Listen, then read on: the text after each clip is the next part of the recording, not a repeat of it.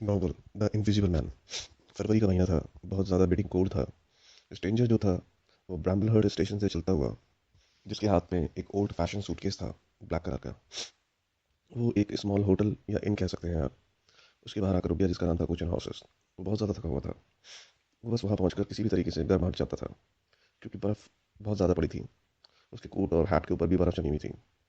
Mrs hall जो सराय की मालकिन थी, उनको काफ़ी ज़्यादा लकी महसूस हुआ, क्योंकि सर्दियों के टाइम पर कोई कस्टमर वहाँ पर नहीं आता था। स्ट्रेंजर ने उन्हें कुछ गोल्ड कॉइन्स दिए, कुछ सॉवरन्स दिए एडवांस के तौर पे कमरे के। कमरा काफ़ी कंफर्टेबल था। अंदर फायरप्लेस भी था जहाँ पर आग जल रही थी। स्ट्रेंजर जो था उसने खिड़की के बाहर देखा। मिसेस हॉल ने कोट सुखाने की एक मांग की, रिक्वेस्ट की कि एटलीस्ट उसे लगे कि वो एक कंफर्टेबल गेस्ट की तरह वहाँ पर है। उसका चेहरा ढका हुआ था पट्टियों से, बड़ा अजीब सा दिख रहा था।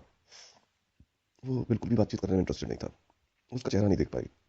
उसका चेहरा भी, उसका फोरहेड, माथा वगैरह सब कुछ पट्टियों से लिपटा था, और बड़े बड़े ब्लू ग्लासेस उसने पहन रखे थे। सिर्फ एक पिंक नोज जो थी वो सिर्फ विजिबल थी।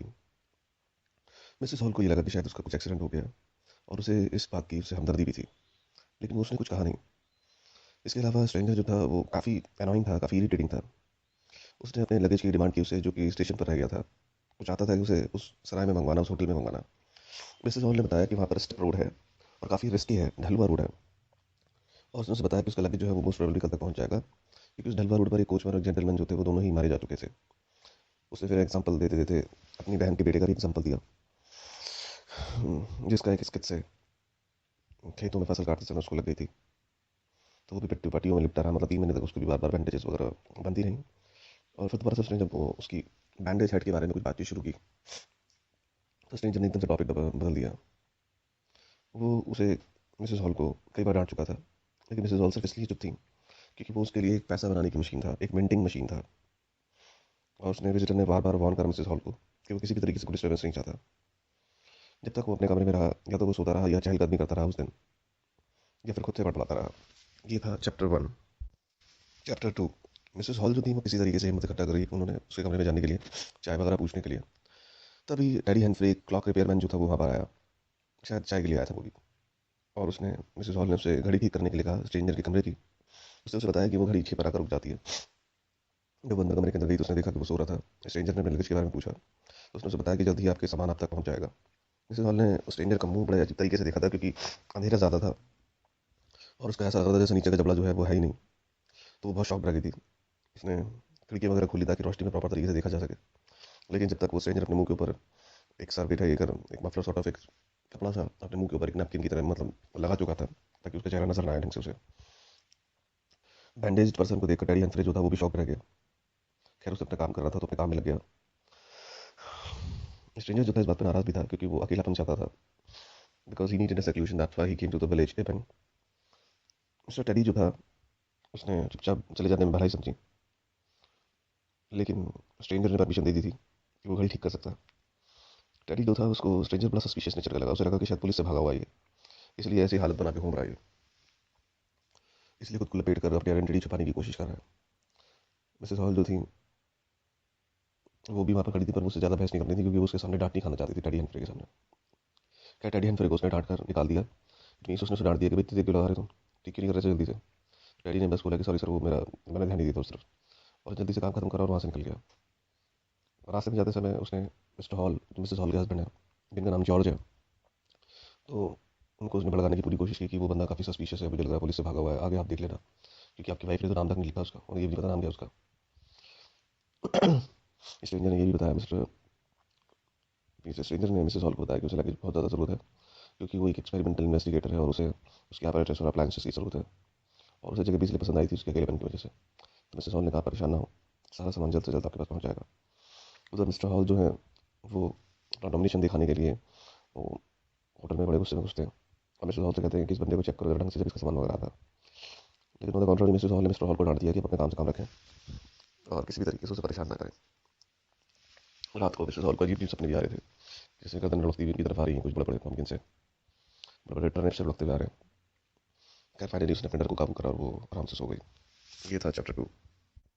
चैप्टर 3। जल्दी ही स्ट्रेंजर का सारा सामान वहाँ पर पहुँच गया। उसमें काफ़ी ट्रंक, काफ़ी मतलब बॉक्सेस रखे हुए थे बड़े बड़े, उसमें बड़ी मोटी मोटी किताबें थी, टोकरियाँ थी, क्रेट्स, बॉक्सेस, केसेस। उसमें काफ़ी सारे स्ट्रॉ था उन बॉक्सेस में। जिसमें ग्लास बॉटल्स रखी हुई थी। उस डिलीवरी मैन का नाम था फेरेंसाइड, FEARENSIDE। स्ट्रेंजर जो था वो भी हेल्प के लिए वहाँ पर चला आया। फेरेंसाइड के पास एक कुत्ता था, वो बड़े जंगली तरीके से गुर्रा रहा था। अचानक उसने स्ट्रेंजर के पहले टांग पकड़ ली उसने, और उसने वहाँ से उस पैंट को फाड़ दिया। फेरेंसाइड ने अपना कोड़ा जो था उसको मारा। इससे पहले उसने पहले उसका हाथ झपटा था, और हाथ का ऊपर का कॉलर जो था वो भी फाड़ दिया था। लेकिन डंडा खाकर वो कुत्ता चुपचाप नीचे काट के नीचे उस घोड़ा गाड़ी के नीचे चुपचाप जाकर छुप गया। स्ट्रेंजर जो था वो तेजी से अपने कमरे में चला गया। मिस्टर हॉल जो थे वो सिंपैथी देने के लिए पीछे पहुंचे, और मदद के लिए भी, कि कहीं कुत्ते ने काट ना लिया हो। तो मिस्टर हॉल जो थे उन्हें बड़े अजीब से उनका सामना हुआ, अजीब सी चीज़ से, क्योंकि ऐसा लगा जैसे किसी ने उन्हें धक्के मारकर उन्हें बाहर निकाल दिया। वो काफ़ी हैरान थे, काफ़ी कंफ्यूज थे। इसलिए फिर दोबारा से आया अपने कपड़े बदल के। स्ट्रेंजर ने कहा कि उसने फेरेंसाइड ने माफ़ी भी मांगी उससे, तो उसने कहा कोई बात नहीं है, मेरे को भी कोई किसी ने नहीं काटा है, सब कुछ ठीक है, आप सारा सामान अंदर पहुँचा देते मुझे ज़्यादा खुशी होगी। अलग अलग डिफरेंट साइज और शेप्स की बॉटल्स वगैरह वहाँ पर रख दी गई, जिसमें अलग अलग लेबल लगे होते हैं, यहाँ तक कि poison wine bottle, salad oil bottles और बहुत सारी चीज़ें थी। जहाँ जहाँ पर उसे जगह मिली उसने सब जगह वो अपनी बॉटल लगा दी। ऐसा लग रहा था कि कमरा नहीं, किसी केमिस्ट की शॉप है। काफ़ी सारे टेस्ट ट्यूब्स वगैरह भी थे उसके अंदर। मिसेस हॉल जो थी वो खाना लेकर वहाँ पर गई, तो उसने देखा कि उन्हें काम में लगा हुआ है, और स्ट्रॉ वहाँ पर बिखरा हुआ है।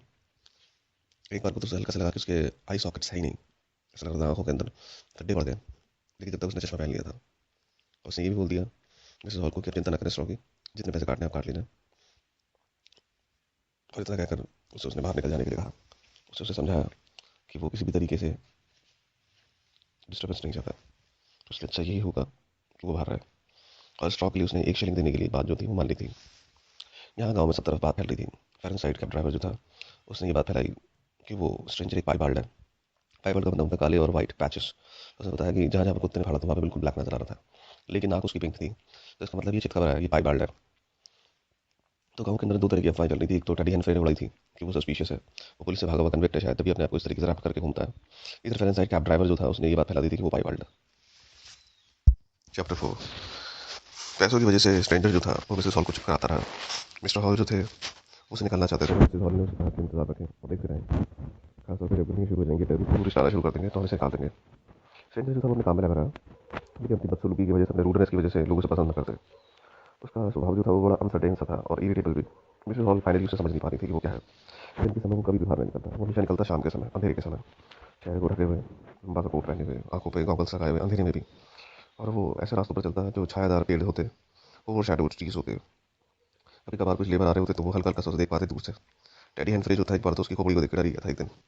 कोई भी उसे पसंद नहीं करता था, वो एक फ्रिक्वेंट टॉपिक ऑफ डिस्कशन बन चुका था, अपने अजीबपन की वजह से, अपनी स्ट्रेंजनेस की वजह से। मिसेस हॉल जो थी वो एक एक्सपेरिमेंटल इन्वेस्टिगेटर थी। मतलब मिसेस हॉल ने उसे लोगों को बताया कि वो एक एक्सपेरिमेंटल इन्वेस्टिगेटर है, जैसा कि उसे स्ट्रेंजर ने मिसेस हॉल को बताया था। उसने लोगों को ये भी बताया मिसेस हॉल ने कि उसका एक्सीडेंट हो गया था, जिसकी वजह से उसका चेहरा, उसके हाथ खत्म, मतलब उसके खराब हो गए थे, और वो काफ़ी सेंसिटिव था, इसलिए वो लोगों का इंट्रैक्शन पसंद नहीं करता था। जैसे कि मिसेस हॉल ने उसे स्कॉट करने की कोशिश की, संभालने की, बचाने की कोशिश की लोगों के सस्पिशन से। कुछ लोगों के लिए स्ट्रेंजर एक क्रिमिनल था जो अपनी आइडेंटिटी छुपाने की कोशिश कर रहा था, जैसे कि मिस्टर टेडी हंटर ने बात उड़ी थी। मिस्टर गॉल्ड के बारे में छोटा सा डिस्कशन ये है कि उन्होंने ये बात भी फैलाई कि स्ट्रेंजर जो है वो एक टेररिस्ट है, एक अनार्किस्ट है, जो कि एक्सप्लोजिव्स वगैरह जो है प्रिपेयर करने में लगा हुआ है, मतलब कुछ बम वगैरह बनाने में लगा हुआ है, ऐसा मिस्टर गॉल्ड का कहना था, GOULD, मिस्टर गॉल्ड। खैर, इस तरह की सब तरह की बातें तो फैली रही थी उस गाँव में, इपिंग में। और कईयों के लिए तो वो एक हार्मलेस पागल आदमी था, मैडमैन, जो कि किसी को नुकसान नहीं पहुंचा सकता, बस थोड़ा सा भी था, और औरतों के लिए वो एक सुपर नेचुरल था। फिर भी लोग जनरली उसे डिसलाइक करते थे, पसंद नहीं करते थे। बहुत सारे लोगों ने तो उसके हाव भाव, उसके इशारे, उसके कपड़े, इन सबको कॉपी करना शुरू कर दिया था। बच्चे उसे बॉगी बन कहकर बुलाते थे। वो कभी भी घर से बाहर नहीं निकलता था, और कभी भी चर्च नहीं जाया करता था संडे के टाइम पर। वहाँ पर एक जनरल प्रैक्टिशनर भी था, कस प्रैक्टिशनर मतलब एक तरीके से आप प्रीस्ट वगैरह कह सकते हैं उसे, प्रीस्ट का एक साथी, जो वैसे चर्च का ही एक सदस्य होता है। तो कस जो था वो काफ़ी एक्साइटेड था उसके हाव भाव को लेकर, उसकी बैंडेजेस को लेकर, और इतनी सारी बॉटल्स की मंगवाई इस बात को लेकर भी वो काफ़ी एक्साइटेड था जानने के लिए कितनी हज़ार से बड़ी बॉटल मंगाने का क्या मतलब हो सकता है। और इसलिए वो बातचीत करने के लालच से वहाँ पर पहुँच गया, और उसने ये दिखावा करा कि वो डोनेशन के लिए आया है, नर्स फंडों, मतलब नर्स फंड के लिए आया वहाँ पर। और इस तरीके से उसने स्ट्रेंजर से मुलाकात की। उसने बातचीत में ही कुछ इस तरीके से क्वेश्चन पूछ डाले जिसकी वजह से स्ट्रेंजर को गुस्सा आ गया, और उसने उसे कट्टे मारकर उसे बाहर निकाल दिया, 2-3 चांटे भी मार दिए, क्योंकि चांटे भी इस तरीके से अंधेरे में लगे कि कस जो था वो डर गया था, क्योंकि उसे ऐसा लगा था जैसे हवा में स्लीव जो है, बाजू जो है वो हवा में नजर आ रही है, पर उसमें हाथ नहीं है। और अचानक ही उसने उसकी नाक पकड़ ली बड़ी जोर से, तो कस जो था वो वहाँ से डर के मारे भागा, काफ़ी इंसल्टेड होकर। मिसेस हॉल जो थी उन्हें कुछ समझ में नहीं आ रहा था कि ऊपर क्या है, क्योंकि थोड़ी बहुत बातचीत तो आवाज़ सुनाई दे रही थी, हंसने की, चिल्लाने की आवाज़ सुनाई दी, और फिर भागने की आवाज़ सुनाई दी। कस जो था वो सीधे भागकर बंटी के पास गया। Bunting, BUNTING, bunting. बंटिंग जो था वो वहाँ पर बेकार था, मतलब एक प्रीस्ट था, क्लर्की मैन भी कह सकते हैं आप उसे। तो कस ने कस ने बंटिंग को सारी बात बताई और उसने इस तरीके से बताया कि कैसे कपड़े वगैरह जो थे वैसा लग रहा था जैसे हवा में लहरा रहे हैं और उसे अचानक उसे पीट डाला। उसकी कहानी को सुनकर बंटिंग को बिल्कुल भी विश्वास नहीं हुआ और बल्कि वो हंस रहा था इस बात पे। बंटिंग को लगा कि शायद ये अपने आप ही झूठ बोल रहा है, क्योंकि ऐसा हो ही नहीं सकता कि हवा में कपड़े उड़े और मार दें। तो उसकी कहानी का उसने बिल्कुल भी। चैप्टर 5। अचानक दरवाजा खुला बंद हो गया। मिसेस बंटिंग जो थी उठकर बैठ गई। पहले तो उन्होंने अपने हस्बैंड को नहीं उठाया और उन्होंने कदमों की आहट करने की कोशिश करी कि है कौन। फिर उसने ये समझ गई कि कोई तो है। उसे लगा कि चोर ना आ गया हो। उसने अपने हस्बैंड को उठाया तो उन्होंने दोनों चुपचाप धीरे धीरे डाउनस्टेयर्स की तरफ गए। सीढ़ियों के नीचे उन्हें अचानक बड़ी जोर से छींकने की आवाज किसी की सुनाई दी। मिस्टर बंटिंग ने एक पॉकर ले लिया था, एक छड़ी ले ली थी अपने हाथ में हथियार के रूप में, और वो चुपचाप धीरे धीरे कदमों से वहां नीचे पहुंचे। और अचानक वहां पर उन्होंने देखा कि ड्रॉर खुल गया। पेपर इधर उधर बिखरने की आवाज सुनाई थी। एक मैच स्टिक जो थी वो जली और वहां पर पूरा कमरा जो था वो रोशनी में नहा गया। बंटिंग ने देखा कि ड्रॉर खुला अपने आप, कैंडल जल गई वहां पर कोई था नहीं वहां पर। उसे पक्का पता चल गया था कि कोई ना कोई वहां पर घुसा है जरूर। पैसों की खनखनाने की आवाज में मिस्टर बंटिंग जो थे वो श्योर थे कि उन्होंने शायद चोर को ढूंढ लिया था, लेकिन कोई नजर ही नहीं आ रहा था। उन्होंने देखा कि दरवाजा जो था वो भी अपना खुला और बंद हो गया। कोई तो था कमरे में, लेकिन बस कोई नजर नहीं आ रहा था। उन्होंने हर एक कोना ढूंढ लिया पर उन्हें कोई नहीं मिला और पैसा गायब हो चुका था। हाँ, उन्हें जोर जोर से छीनने की आवाज़ें जरूर सुनाई दी थी और किचन का दरवाजा भी बड़ी जोर से बंद कर दिया गया था। मिस्टर बंटिंग जो थे वो पीछे के दरवाजे की तरफ गए, क्योंकि बड़े जोर से धड़ाम से बंद आवाज़ होने की आवाज़ आई थी।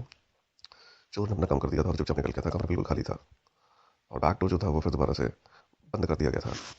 मिस्टर और मिसेस हॉल जो थे, सॉरी मिस्टर और मिसेस बंटिंग जो थे, वो बड़े हड़बड़ाए से, बड़े हक्के बक्के से वहाँ पर खड़े रह गए।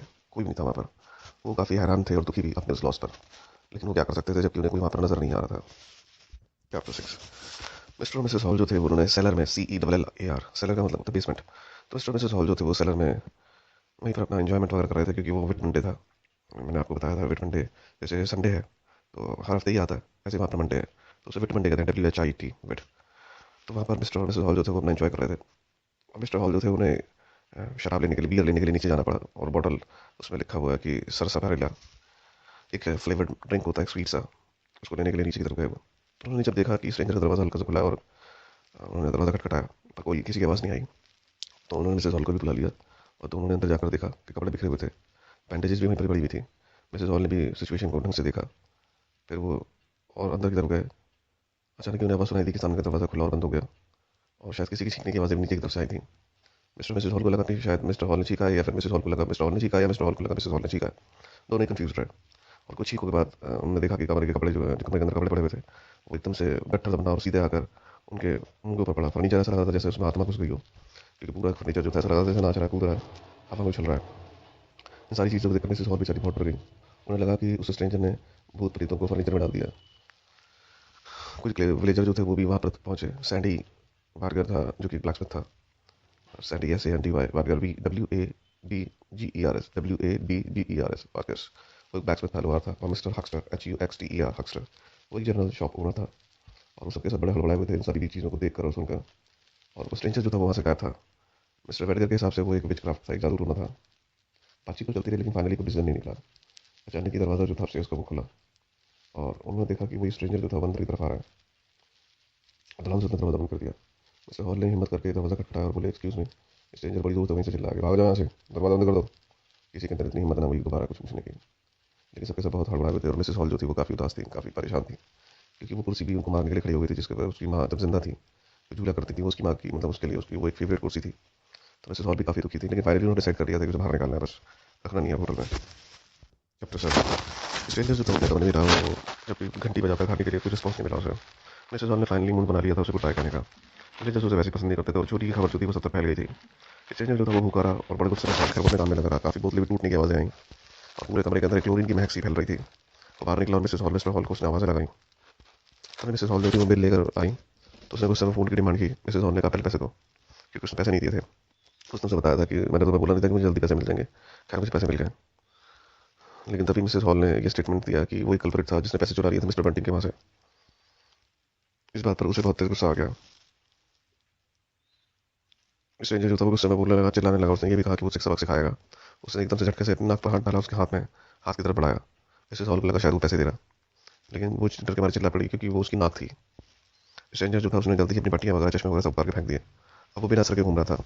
उसके विस्कर, बैंडेजेस वगैरह सब कुछ उतार के, विस्कर का मतलब मूछे होता है, तो जो मूछे उसने लगा रखी थी, हैट लगा रखा था, बैंडेजेस सर पे लपेट रखा था, गॉगल्स लगा रखे थे, सब कुछ उतार के फेंक दिया उसने। लोग डर के मारे यहाँ से वहाँ भागने लगे और जो लोग वहाँ पर आ गए थे उनके चिल्लाने को सुनकर हेडलेस स्ट्रेंजर वहाँ पर घूम रहा था। फाइनली कांस्टेबल जाफर जो था, JAFFERS जाफर्स, वो वहाँ पर पहुंचा। तो उसने देखा हेडलेस फिगर को वहाँ पर ब्रेड खा रहा है, चीज़ खा रहा है। कांस्टेबल वहाँ पर पहुंचा उसे अरेस्ट करने के लिए, तो स्ट्रेंजर ने उसे कहा कि दूर रहे उसे। और उसने जब जाफर नहीं माना तो उसके मुंह पे चांटा भी लगा दिया। जाफर जो था, उसने उस हैंडलेस रिस्ट को, जो नजर नहीं आ रही थी, उसको पकड़ लिया और इनविजिबल थ्रोट भी पकड़ लिया था, गला भी पकड़ लिया था। स्ट्रेंजर ने उसे काफी लातें मारी, लेकिन जाफर ने उसे नहीं छोड़ा। उसने मिस्टर हॉल को कहा कि वो आकर स्ट्रेंजर के पैर पकड़ ले और दबोच ले उसे। मिस्टर हॉल ने ऐसे कोशिश भी की, लेकिन उसको काफी लातें खानी पड़ी।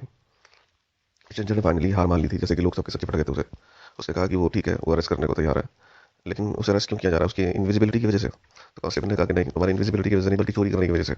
मिस्टर और मिसेस बंटिंग यहाँ पर तुमने चोरी की है। तो स्ट्रेंजर ने कहा कि ठीक है, उसे हथकड़ी ना पहनाई जाए, वो खुद को अरेस्ट कराने के लिए तैयार है। और जल्दी ही लोग जब पीछे हट गए तो वो सरेंडर करने के लिए तैयार हो गया था। लेकिन अचानक ही उसने सारे कपड़े निकाल के फेंक दिया और वो टोटली इनविजिबल हो गया। अब लोगों को लात घूंसे पड़ रहे थे, पर वो नजर नहीं आ रहा था। जेफर जो था वो भी धाम से जमीन पर गिर पड़ा। पता नहीं वो मर गया था या जिंदा था, लेकिन सबके सब लोग जो थे अफर तफरी में यहाँ से भाग रहे थे। और इनविजिबल मैन जो था वो फिर दोबारा से आजाद था। Invisible man chapter 8। गिबॉन्स, GIBBONS, एक नॉन प्रोफेशनल एक्सपर्ट था नेचुरल हिस्ट्री में। अच्छा जी, वो अपने कमरे के अंदर था, और जहाँ पर वो रहा करता था वहाँ पर दूर दूर तक कोई ह्यूमन बींग नहीं रहता था। वो सो रहा था। अचानक ही उसे किसी के छींकने की, खांसने की आवाज़ सुनाई थी, और ऐसा लग रहा था कोई गुस्से में कुछ कसमें सी खा रहा है, कुछ गुस्से में बड़बड़ा रहा है। उसने देखा, पर आसपास उसे कोई नजर नहीं आया। आवाज़ें लगातार आती रहीं, किसी के कसमें खाने की, कुछ शब्दों की। कुछ जोर जोर से शायद कुछ बोल रहा था, लेकिन शब्दों से पता चल रहा था कि कोई सिविलाइज्ड मैन है, कोई पढ़ा लिखा इंसान है। धीरे धीरे आवाज़ जो थी वो कम होती चली जा रही थी, और तभी बड़ी जोर से फिर दोबारा से छींकने की आवाज़ सुनाई दी। गिवन को समझ में नहीं आ रहा था कि आखिर हो क्या रहा है। और गिबन्स को टिपिंग में इनविजिबल मैन के बारे में बिल्कुल नहीं पता था। वो इस अजीब सी घटनाओं से परेशान हो गया। वो उठा और वो इपिंग की तरफ भागने लगा, क्योंकि वो इपिंग जाना चाह रहा था उस परेशानी से बचने के लिए, क्योंकि वो बहुत ज़्यादा घबरा गया था। चैप्टर 9। इसमें एक अजीब सा करेक्टर है जिसका नाम मार्वल है। वो एक ट्रैम्प है, मतलब आवारा है, होमलेस है, जॉबलेस है। यहाँ से वहाँ वॉन्डरिंग करने के अलावा और कोई काम नहीं है, भटकने के अलावा। उसने कोई शैबी सा अगली सा हैट पहना हुआ है, और हम देखते हैं कि वहीं पर वो रोड साइड के पास एक डिच में, DITCH, डिच मतलब होता है खड्डा, खड्डे में पैर लटका के बैठा हुआ है। और एक पहाड़ी रास्ता है जो एटरडेन की तरफ जा रहा है, ADDERDEAN। वो जूतों के बारे में सोचकर खो जाता है। जो 4 जूते उसने घास पर लगा रखे हैं एक लाइन से, उनके वंडरफुल अरेंजमेंट को देख देख के वो खुश हो रहा है और सोच रहा है। तभी एक आवाज़ जो है उसे आसपास सुनाई देती है, पर उसे आसपास कोई नजर नहीं आ रहा होता है। उसे लग रहा होता है कि शायद उसने पी रखी है, शायद उस वजह से ऐसा उसे इल्यूजन, ऐसे भ्रम हो रहे हैं। आवाज़ जो है वो आ तो रही थी, पर उसे नजर नहीं आ रहा था। आवाज़ जो थी वो रिपीट होती चली गई, और उसके बाद उसे पक्का पता चल गया कोई आसपास ही है। तभी कुछ पत्थर के टुकड़े जो थे वे उड़ते हुए उसकी तरफ आए, तो उसकी सोच बिल्कुल बदल गई। मार्वल को आवाज़ें तो सुनाई दे रही थी, पर कोई दिखाई नहीं दे रहा था। उसे लगा कि शायद वो पागल हो गया, ये शराब पी रखी, इस वजह से दिमाग खराब हो गया। लेकिन जब पत्थर उड़ते हुए नजर आए तो समझ गया कि कोई है जरूर यहाँ पर। इनविजिबल मैन को बहुत ज़्यादा ज़रूरत थी मदद की, और तभी उसके आसपास इनविजिबल मैन पहुंचा और उसे बड़े तरीके से धमकाया उसे, और वो भी उसकी पकड़ में आ गया, अपने डिमांड्स की वजह से, रिक्वायरमेंट्स की वजह से और बेनिफिट्स की वजह से। इनविजिबल मैन ने उसे समझाया कि अगर वो उसकी मदद करेगा तो वो उसे कपड़े, शेल्टर और बाकी सारी चीज़ें प्रोवाइड करेगा। इनविजिबल मैन ने सही आदमी पकड़ा था अपनी मदद करने के लिए, क्योंकि एक तो वो आउटकास्ट था, और वैसे भी उसके पास बेसिक नेसेसिटीज़ नहीं थी ज़िंदगी की। तो लालच पाने के चक्कर में वो उसकी मदद करने के लिए तैयार हो गया। इनविजिबल मैन ने मार्वल को ये भी धमकाया कि अगर उसने उसकी बात नहीं मानी और उसके हिसाब से काम नहीं करा, तो फिर वो उसे जान से मार देगा। मार्वल के पास कोई ऑप्शन नहीं था अपने इस इनविजिबल बॉस की बात ना मानने के अलावा। उसकी भी टेबल कंडीशन और थ्रेट्स ने काम कर दिया था, और उसकी सारी कमांड्स को वो ओबे करने के लिए तैयार हो गया था, क्योंकि वो इसी बात से बहुत ज़्यादा परेशान हो रहा था कि कहीं वो उसे मार ना दे। तो उसकी जो पावर्टी जो थी, उसकी हेल्पलेसनेस जो थी, उसने उसे मजबूर कर दिया था उसकी बात मानने के लिए। ये था चैप्टर 9। चैप्टर 10। स्केप्टिसिज्म पूरे इपिंग में फैल गया था। स्केप्टिसिज्म की स्पेलिंग है SCEPTICISM। मतलब एक डर जो था, एक शक जो था, एक सस्पिशन जो था, वो पूरे गांव में फैल रहा था इनविजिबल मैन को लेकर। लेकिन जल्द जैसे कि पब्लिक मेमोरी शॉर्ट होती है, लोग उसको भूलने लगे थे, अपने फिट मंडे की सेलिब्रेशन में खो गए थे। वो एंजॉय करना चाह रहे थे, लेकिन अभी भी कहीं ना कहीं इनविजिबल मैन का डर तो था ही। 4 बजे के करीब एक स्ट्रेंजर जो था वो गांव में घुसा। वो अजीब सा दिख रहा था। वो कोचिन हॉर्सेस में पहुंचा, उस सराय में। इनका मतलब है, मतलब सराय, INN। अच्छा जी, तो वो वहाँ पर घुसा और बाहर में चला गया, और उसके बाद उसने कमरे में घुसने की कोशिश करी, और ऐसा लग रहा था जैसे कि वो शराब पी कर आया है, जैसे कि अपने होठों को बार बार वो हिला रहा था। ऐसा लग रहा था उसके होठ जो है वो गीले हैं, कुछ पी कर आया है। और वो इस तरीके से चल रहा था, जा रहा था जैसे कि कोई नोटिस ना करे। उसने एक पाइप निकाला और उसको स्मोक करना शुरू कर दिया, और फिर वो यार्ड में जाके वहाँ से गायब हो गया। उसके बाद फिर दोबारा से नजर आया, उसका हैट जो था वो स्ट्रेट नहीं था, उसके हाथ में एक बड़ा सा बंडल था, और एक ब्लू टेबल क्लॉथ था एक हाथ में, जिसे और दूसरे हाथ में 3 किताबें थी बंदी हुई। हक्स्टर, जो शॉप ओनर जो था, HUXTER, हक्स्टर, उसने देखा और उसे लगा कि शायद कुछ ना कुछ गड़बड़ है। हक्स्टर ने स्ट्रेंजर का पीछा करा। वो एक्चुअली स्ट्रेंजर और कोई नहीं, मार्वल था। क्योंकि इनविजिबल मैन ने उसे भेजा था अपना सामान वापस लाने के लिए वहाँ से, जो इंपॉर्टेंट था कोचे हॉर्सेस से। तो हक्सटर को लगा कि शायद वो चोर है और सामान चुरा के भाग रहा है। उसने उसको पीछा करने की कोशिश कर ली, लेकिन रास्ते में ही किसी ने उसे गिरा दिया और मारा पीटा और उसे ज़मीन पर गिरा दिया। ये उसके बारे में बताया गया हक्सटर के बारे में, कि हक्सटर ने किस तरीके से चोर चोर कहला के उसके पीछे भागना शुरू करा, लेकिन रास्ते में इनविजिबल मैन ने उसे मारकर नीचे गिरा दिया था। कैप्टन 11 इंस्पेक्टर मिस्टर बंटिंग जो थे, प्लस यू डबल एस का बंटिंग BUNTING जी बंटिंग। तो कसर बंटिंग जो थे वो मिस्टर हॉल की परमिशन से वो इनविजिबल मैन की सारी बिलोंगिंग्स, जो भी उसका सामान था, उसको बहुत ध्यान से एग्जामिन करने में लगे हुए थे। उसके कुछ पेपर्स पड़े हुए थे, डायरियाँ भी पड़ी हुई थी, उसके कपड़े बिखरे हुए थे, कमरा जो था वो साफ करने में लग गए थे कसर बंटिंग। उनको समझ में नहीं आ रहा था कि डायरी में क्या लिखा हुआ है, क्योंकि ना तो कोई पिक्चर थी ना कोई डायग्राम था, और जो भी कुछ लिखा हुआ था वो शायद ग्रीक भाषा में लिखा हुआ था। तो उनको कोई कंक्लूजन नहीं मिल पा रहा था कि आखिर लिखा क्या है, चक्कर क्या है ये। अभी दरवाजा जो था वो खुला और अंदर से कोई बाहर का बंदा घुसा, वो मिस्टर मार्वल था। लेकिन कसर बंटिंग ने उसे इग्नोर कर दिया और वो अपने काम में लग रहा है। अचानक मिस्टर बंटिंग को महसूस हुआ कि किसी ने पीछे से की तरफ से गर्दन की तरफ से उसे पकड़ लिया। चोर भी था जिसको अपराध करने में ज़रा सी भी हिचक नहीं थी। किसी ने उसे देखा नहीं था, लेकिन हर कोई कोशिश कर रहा था उस अपराध से रोकने की। मार्वल जो था इन डिटेल्स को सुनकर उसके मन में इच्छा जागी कि वो भी इनविजिबल मैन को के बारे में कुछ बोले। लेकिन जैसे ही वो बोलने की उसने कोशिश की, तभी उसे ग्रिफिन ने पकड़ लिया, उस इनविजिबल मैन ने। उसका चेहरा साफ तौर पर दिखा रहा था कि वो किसी फिजिकल सफरिंग से गुजर रहा है। लेकिन सेलर जो था बड़ा क्यूरियस होकर उसके चेहरे की तरफ दिख रहा था कि उसे हुआ क्या है, क्योंकि वो इनविजिबल मैन को देख नहीं पा रहा था। तो उसने इशारा करके बताया मार्वल ने कि उसे दांत में दर्द है, उसे टूथ एक है, TOOTHACHE टूथ एक। और उसने फिर दोबारा बताया कि इनविजिबल मैन जो है वो सिर्फ एक होक्स है, HOAX होक्स, वो एक धोखा है और किसी भी तरीके से न्यूज़ में कोई सच्चाई नहीं है। मार्वल जो था वो बड़े अजीब तरीके से वहाँ से उठा और चल पड़ा। और जिस तरीके से वो जा रहा था, सीनर जो था वो काफ़ी गुस्से में भी था और अपसेट भी था उसके एक अजीब से बिहेवियर पर। उसे लग रहा था शायद वो कोई खेल खेल रहा है उसके साथ, क्योंकि जिस तरीके से वो लड़खड़ाता हुआ चल रहा था, ऐसा लग रहा था जैसे कोई धक्के मारता हुआ ले जा रहा है उसे। और बाद में उसने काफ़ी सारी चोरी डकैती की कहानियां भी सुनी थी कि लोगों ने ऐसा देखा कि पैसा किसी ने हवा में उछाल दिया था। दिन बस गुजरते चले जा रहे थे, लेकिन सीलर को इस बात का एहसास हो गया था कि कहीं ना कहीं वो सच्चाई के नज़दीक ही है, इनविजिबल मैन के आसपास ही है कहीं, और जल्द ही उसकी सच्चाई को वो पकड़ लेगा। सेलर जो था उसे लग रहा था कि शायद वो मिस्टर मार्वल जो है उसे बार बार बेवकूफ़ बनाने की कोशिश कर रहा था, और इस बात पर वो उससे गुस्सा हो गया था। ये था chapter 14। Chapter 15 invisible man. Early evening का टाइम था। डॉक्टर कैंप जो थे वो अपनी स्टडी में थे, वहीं पहाड़ी के ऊपर बर्डॉग में। वो एक साइंटिस्ट थे, वो किसी प्रोजेक्ट पर काम कर रहे थे, जिसकी वजह से उन्हें ये उम्मीद थी कि वो फेलोशिप रॉयल सोसाइटी की जो है वो उन्हें मिल जाएगी। उनकी आंखें जो थी वो सनसेट पर लगी हुई थी और उसकी तारीफ कर रहे थे। तभी उन्हें कोई एक लिटिल फिगर ऑफ मैन जो है, छोटा सी एक आकृति इंसान की जो है वो नजर आई। कोई काले कपड़े पहने हुए, हाई हैट पहने हुए, तेजी से भाग सकता था, जितनी तेजी से भाग सकता था उतनी तेजी से भाग रहा था, ऐसा आदमी नजर आया उन्हें। और वो ऐसे भाग रहा था जैसे कि जेब में कुछ उसने भारी लोड सा कुछ जेब में छुपा रखा हो या कुछ रख रखा हो। उन्हें याद आया कि उन्होंने सुबह भी एक आदमी को देखा था जो कि पागलों की तरह भाग रहा था, जैसे कि उसका कोई इनविजिबल मैन जो है वो पीछा कर रहा हो। तो जो अभी आदमी भाग रहा था वो भी उनके लिए एक बेवकूफ़ी तरह था, क्योंकि उसने इंपॉर्टेंट रोल अदा करा था बिल्ली को गायब करने में, लेकिन उसकी आंखें और पंजे रह गए थे, तो उससे एक बहुत गलत इंप्रेशन पड़ता। शायद वो पहली रात थी जिसमें उसे थोड़ा सा रेस्ट मिला था और पीस ऑफ माइंड भी, लेकिन टाइमली वो उठ नहीं पाया। जो कोशिश ही कर रहा था कि किसी भी तरीके से ऐसी कोई कमी ना छूटे जिसकी वजह से वो बचकर भाग जाए। कैम के लिए ग्रिफिन जो था वो क्रूअल था, इसलिए वो हर कोशिश कर रहा था, हर एक झाड़ी, हर एक कॉर्नर, जहां पर भी ग्रिफिन छुप सकता था, रेस्ट कर सकता था, उसने हर वो कोशिश करी जहां पर वो छुप ना पाए। हर कोई अच्छी उम्मीद कर रहा था कि इनविजिबल मैन जो है वो कानून के शिकंजे में आज नहीं तो कल आ ही जाएगा, और पूरे वातावरण में एक पॉजिटिव थिंकिंग जो थी वो फैल गई थी। 26 चैप्टर। इनविजिबल मैन जो था वो तेजी से कैंप के घर से बाहर निकला और गायब हो गया। कोई भी ट्रेस उसका नहीं मिला। वो गुस्से की आग में जल रहा था। उसे ऐसा लग रहा था कि उसे बहुत जबरदस्त किसी दोस्त ने धोखा दिया था, और एक छोटा बच्चा जो था वो उसके गुस्से का शिकार भी हो गया था, क्योंकि उसने रास्ते में से उठाकर साइड में फेंक दिया, जिसकी वजह से उसका एंकल जो था, उसका घुटना जो था, ANKLE एंकल, वो टूट गया था उसका। वो सीधे पहाड़ी की तरफ गया और ओट बर्डॉग के पीछे चला गया था। वो बहुत बुरी तरीके से थका हुआ था वो, और उसने सोचा कि शेल्टर ले लूंगा वहीं कहीं झाड़ियों में। कौन सी झाड़ियाँ थी वो? Hinton dean. हिंटन डीन की स्पेलिंग है HINTON, हिंटन डीन, DEAN, पूरा एक वर्ड है ये। तो उसने वहाँ पर अपनी जितनी भी स्कीम्स वगैरह उसकी जो बिखर गई थी, वो सारा प्लान फिर दोबारा से उसने करना शुरू करा। डॉक्टर कैंप की धोखेबाजी ने उसको बिल्कुल गुस्से से पागल कर दिया था। वो किसी भी हालत में उससे बदला लेना चाहता था। उसको लग रहा था कि कैंप के कॉपरेशन से वो दुनिया में आतंक फैला पाएगा।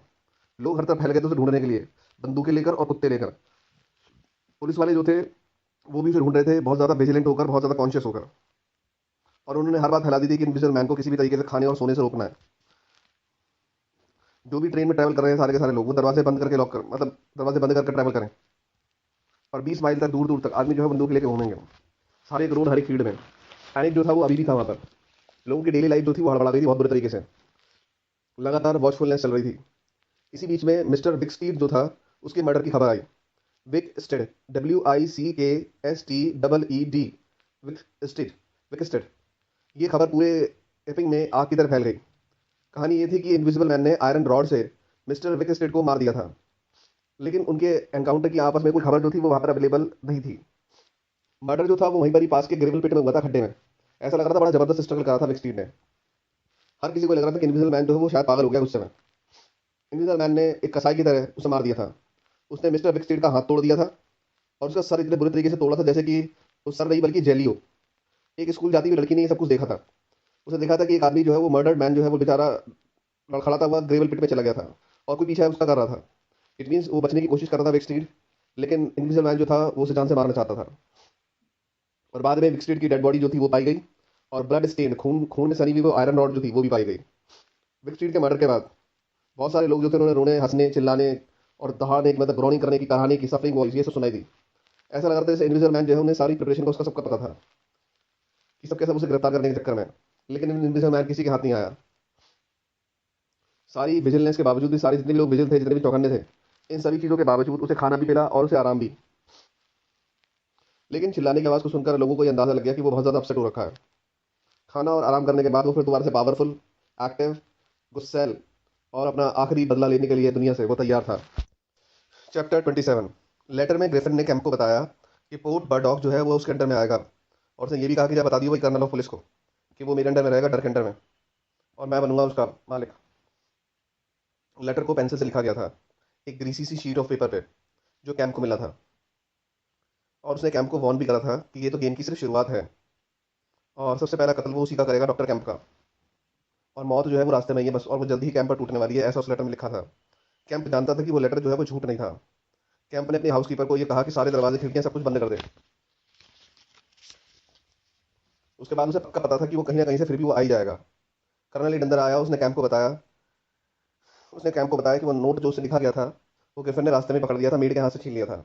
इसका मतलब ग्रिफिन जानता था कि उसके आसपास का जाल जो है उसे गिरफ्तार करने का, वो सारी सारी प्लानिंग, सारी चालें, सब कुछ समझ चुका था। तभी ऊपर के ग्लास टूटने की आवाज़ सुनाई दी और दो तीन ग्लास टूटने की आवाज़ें सुनाई दी। ग्रिफिन पूरी कोशिश कर रहा था घर के अंदर घुसने की, लेकिन वो अनसक्सेसफुल रहा क्योंकि घर जो था वो पूरे तरीके से सीज्ड था। कर्नल एड ने कैंप का रिवॉल्वर लिया और बाहर निकल गया। उसे लगा था आसपास कोई घूम रहा है शायद। फिर एक आवाज़ उसे सुनाई दी। एड ने अपने हाथ में रिवॉल्वर जो था वो टाइटली पकड़ रखा था और इनविजिबल मैन ने उसे एड से कहा कि तू वापस चला जा घर के अंदर। लेकिन एड जो था वो एडमेंट था, कर्नल। वो समझ गया था कि ये इनविजिबल मैन ही है।